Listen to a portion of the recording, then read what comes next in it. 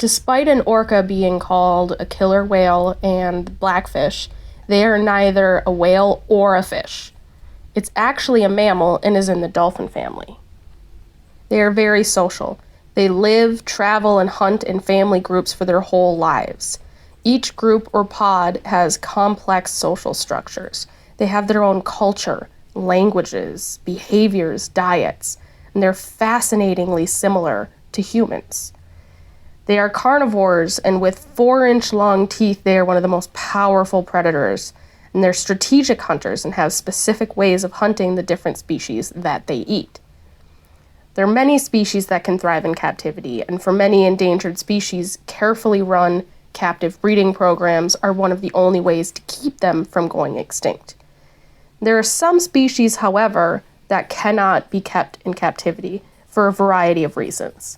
For instance, a great white shark will not survive in captivity because they are extremely sensitive to environmental changes and stress. They almost never last more than about 2 weeks. Despite a reputation for being strong and mean, they are extremely sensitive animals.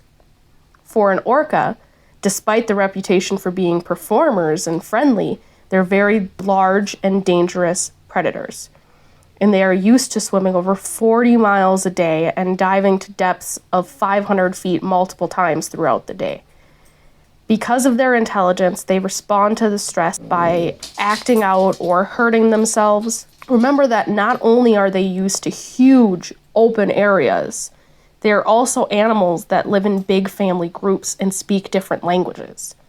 When you take several orcas from different areas and put them in a tank together, it's like taking someone from Russia, someone from Africa, and someone from Minnesota and putting them in a room together and just expecting them to not just get along, but to perform tricks and interact while not speaking the same language and not having similarities in their history, culture, their values. The small space makes it so that they can't escape when there's a disagreement. They will start to fight, they'll start attacking the humans that are caring for them, and with a large, dangerous predator, it does not end well.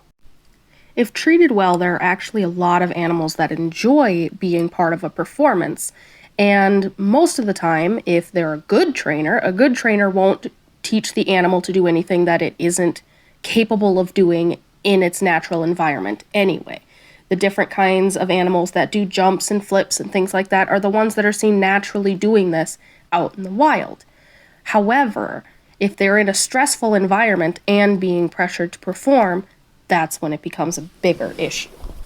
Being a species that is playful and interactive and intelligent is something that makes an animal a very good performer and also makes an animal very difficult to take care of in a way that can actually keep them entertained, motivated, and healthy.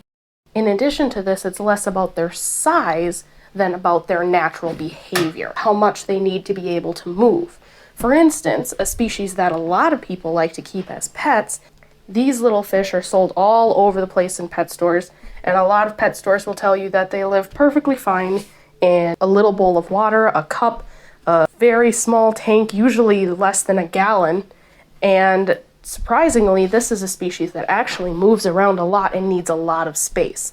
Animals that are kept in spaces that are too small for them to survive in, especially species like aquatic animals that grow to the size of their tank, will actually end up with spinal deformities and a long series of mental and physical health problems.